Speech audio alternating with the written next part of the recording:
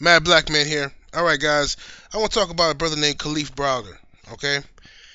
Just to give you some background on this brother, in 2010, he was 16 years old. He was walking home from a party, I think in the Bronx, and police officers stopped him and questioned him on suspicion of robbery. They thought he stole someone's backpack. Okay? He was not found with any backpack. He was not found with any weapons, no money. But yet and still, they arrested this young man and kept him in Rikers Island for 3 years without ever going to trial. He has always maintained his innocence, saying he did not do this. So they just kept him in jail unjustly for 3 fucking years. I don't know what the fuck his lawyer was doing. I don't know what the fuck his family was thinking about. Okay, I don't care how broke you are. You can muster up some fucking money, all right, when you know that your loved one is innocent, to get a fucking real lawyer, okay, to go down there. There's no way a motherfucker can be locked up for 3 fucking years without having a trial. You're just sitting in there. So let me tell you what the prosecution, the state does. After being locked up for 2.5 years, this guy was locked up in solitary confinement, being abused and treated like shit, being starved, being beat on by inmates and prison guards, right?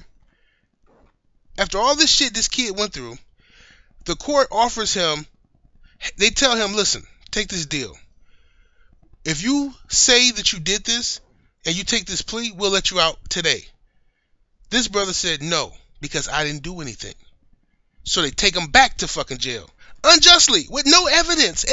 This sounds like total bullshit what I'm saying, but I'm telling you it's the truth. Look it up yourself. They locked the brother back up, right? For another, I guess, 6 months, he's in there, until finally the prosecution just drops the case because they know they have no fucking evidence and they can't keep him locked up forever. Okay? So he gets out. He does a series of interviews. He's clearly not mentally stable. He admitted himself that he became a different person while he was incarcerated. Something went wrong with him mentally. Okay, which is understandable when you're getting treated like shit. You're getting beat on, you're getting terrorized by the fucking guards, you're getting starved, they're taking away his food, not feeding the man in solitary confinement. This young man attempted suicide while in jail, never got the help he needed, the psychological help. All right, clearly he was trying to escape the abuse that he was enduring. So he thought death was better. And he got out in 2013.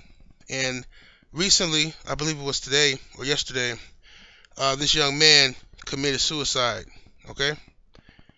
The young man committed suicide. Now, it's a sad fucking tragedy because he never got the help he needed, which was the mental help, the psychological issues, the post-traumatic help he needed to recover from that damage. Okay, everybody's not a fucking savage. This is it was a 16-year-old boy who went to jail for something he didn't do. So that alone is traumatic. That's gonna be traumatizing to have to deal with every day being in jail for 3 fucking years, getting tortured, getting picked on because you're different.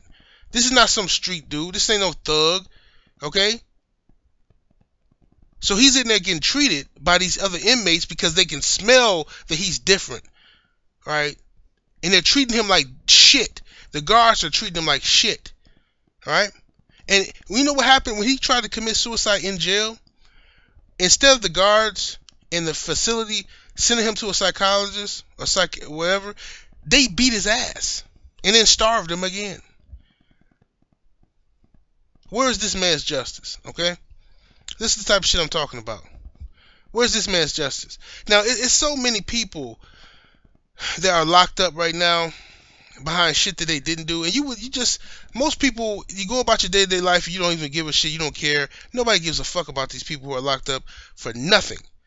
For absolutely nothing. This is why I keep telling brothers, all that arguing with the police shit, all that trying to be cool and recording your little camera and posting it on YouTube, you arguing with the fucking police. Listen, you ran into a certain type of cop, okay? But I'm gonna tell you something. I know some fucking cops, okay, in the city of Milwaukee. That crooked shit that goes on there, These motherfucking cops will take that camera phone from you, throw that motherfucker in Milwaukee River, okay? Put an ounce of dope in your back pocket, and won't nobody give a fuck what happened to you after that, okay? That's as simple as that. I've seen it happen to people. I knew a brother who basically got dope planted on him by a cop simply because he wanted to argue with the cop, right? Because he was trying to stand up for another brother. So the cop came over, didn't like his attitude, threw him on the ground, planted some dope on him, okay? Now this is a square dude, a dude who don't hustle, he don't do none of that shit, okay? A conscious brother, planted dope on him, go to court, and what the judge say? Oh, I find that the officer is more credible than you, like they always do, you know, like they always do. It's just a fucked up, man, fucked up tragedy, man. These fucking cops, man, and you know, and I really urge people to have some money put away, man. You have to make some type of self-sacrifices here and have some money put away for a rainy fucking day, okay? You never know when you're gonna need a quick $5,000 down payment on a good fucking lawyer, okay? Not some punk ass public fucking defender. Public defenders are trash. They work for the fucking state. All public defenders gonna do is come in there with a fucking plea deal for your ass. Alright, that's their whole agenda, is to fucking finish the case fast as possible. So the public defender gonna encourage you to take some fucking deal. It could be some shit you ain't even done. I remember this one brother, when I was locked up, I was in the back room behind the, the little back room waiting on to go to court. And it's a room full of us people who got court dates and shit. And this one brother's in there, man. His lawyer comes and talks to him through the cage. And I'm listening to this man's case, and it's so fucking pathetic, man. Just fucking ridiculous that this brother was locked up. The lawyer's talking to him. She said, all right, she's a public defender, little fucking bitch. She told this is a big old brother, too. Brother looked like John Coffey off the Green Mile. Big ass brother. Big muscle bound dude. Don't lift weights, nothing. Just big as fuck for nothing.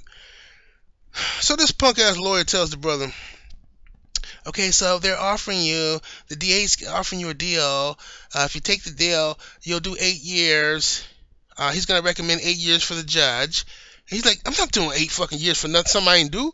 So I ain't even do shit. She's like, yeah, look, you keep saying that, but, this is what they're offering. She wasn't even trying to ride for this dude or defend this dude or nothing, right? Only thing that happened with this guy, he's a big-ass black man, okay, who came out on his fucking porch to smoke a fucking cigarette, okay? Stood out in front of his house, smoking a cigarette at night, and here come the fucking police rolling up. You fit the description. A crime just took place. He said, oh, it ain't me. I just stepped out to smoke a cigarette. Get on the ground, nigga. You know how that go. Right? You know how that go. Oh, somebody around the corner got knocked out and robbed from behind. Okay? And this fucking man, right now, while I'm doing this video, it is nothing I can do about it. This man is in jail right now doing 15 fucking years for stepping out his house, smoking a cigarette, because around the corner, somebody got robbed. It must have been the big nigger. Must have been him. But, life goes on, right? Nobody gives a fuck. We're going to go back to our day-to-day life, and nobody's going to cry for these brothers. This is what's happening. This is what's happening. You know how many people I know that are in prison for some shit that they didn't even fucking do? For unjust reasons? This is how it is. Save some money. Get you a real fucking lawyer, okay? Somebody who's gonna fight for you, alright? The only fucking reason y'all even know my name is because I had a good fucking lawyer. That's the only reason. I had a lawyer who gave a fuck, alright? And that's the only reason. If I had a punk ass public defender or some of that other bullshit, y'all would never know me, alright? Like I said, I was facing over 120 years in prison. But it's fucked up, man. It really is. So, rest in peace, the brother. It's a tragedy, man. I hope his family is doing okay. I know, wow. I don't even know what else to say. Brother committed suicide, man. And I feel for him because you never know what happened to that man in prison, man. See, people will admit some things, but you never know what really happened to a person in prison if they were that traumatized to commit suicide. You understand? It had to be something that's bothering him. We don't know if he was abused sexually or what, okay? But it's going to be hard for a person to make that adjustment, get out of jail, and come out on the streets and act like everything's lovely when it's not, all right? When he has to live with the pain of his unjust treatment, all right? His torture. Mad Black Man here. I'll holler.